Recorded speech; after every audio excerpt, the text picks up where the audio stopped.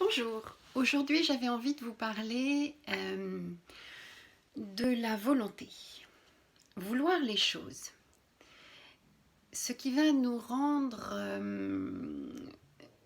nous mettre plutôt dans une espèce de focalisation qui utilise tout notre mental comme si en fait on était dans une vision tunnel et non pas dans une vision périphérique sur un objectif particulier.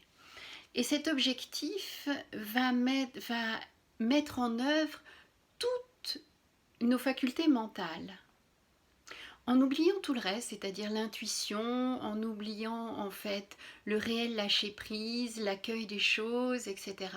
Donc on va être dans une focalisation. Puis après on va dire, oh ben, si j'ai réussi, c'est parce qu'effectivement j'ai la volonté, ou j'ai été, ou que les choses sont justes.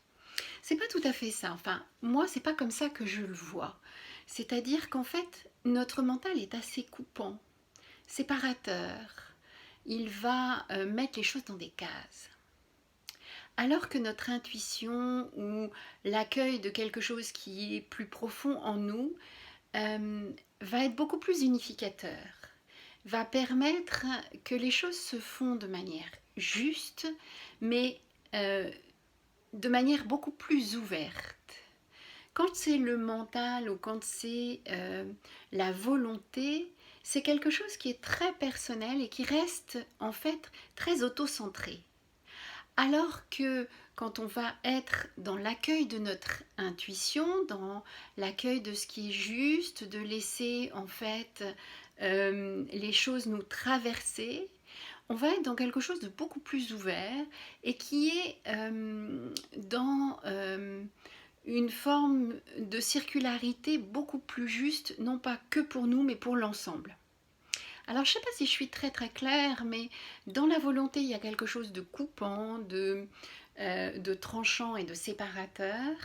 Et dans l'accueil de notre intuition, dans l'accueil de ce qui est juste et bon pour moi, eh bien, on va être dans quelque chose de beaucoup plus altruiste et beaucoup plus large.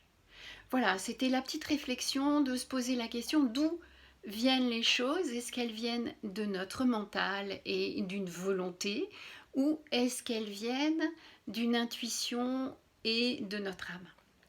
Voilà, je vous souhaite une belle et heureuse journée, et puis vous pouvez me retrouver sur YouTube, Instagram et Facebook pour ces petites bulles de réflexion de vie. Merci, au revoir.